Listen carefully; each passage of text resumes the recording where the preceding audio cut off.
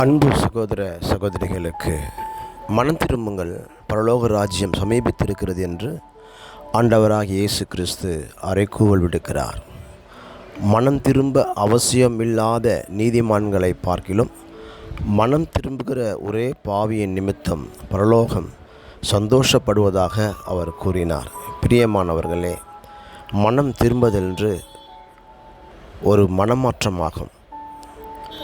மனம் திரும்புதலை அறியாமல்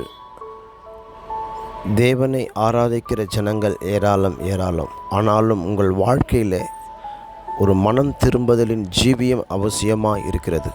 பாவத்திலிருந்து, சாபத்திலிருந்து, பிசாசின் பிடியிலிருந்து நீங்கள் விலகி தேவன் உங்களுக்கு காட்டுகிற வழியிலே நடக்க வேண்டும் என்று அவர் விரும்புகிறார். சுத்தமில்லாத பாத்திரத்தில் எவ்வளவுதான் நல்ல தண்ணீர்கள் பிடித்து வைத்தாலும் அவைகளை குடிக்க முடியாது. அவைகளைப் போல நீங்கள் உங்கள் பாவங்களை விலக்கி,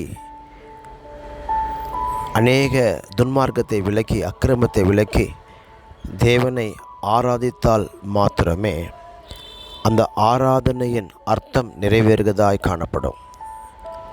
பிரியமானவர்களே, உங்கள் இருதயத்திலே சந்தோஷம் இல்லையா, சமாதானம் இல்லையா? உங்கள் மனம் திரும்புதலை கொஞ்சம் ஆராய்ந்து பாருங்கள். ஒரு முறை மனம் திரும்பிவிட்டேன் என்று அல்ல, ஒவ்வொரு நாளும் படுக்கைக்கு போகும் முன்னே, ஆண்டவரே, நான் செய்த காரியம் உமக்கு பிரியமாக இருக்குமோ இராதோ என்று உங்களை நீங்களே ஆராய்ந்து பாருங்கள்.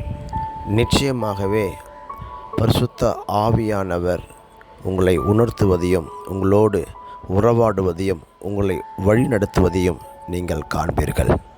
மனம் திரும்புங்கள், பரலோக ராஜ்யம் சமீபித்திருக்கிறது. நாம் இந்த உலகத்திற்குரியவர்கள் அல்ல, பரலோகத்திற்குரியவர்கள்.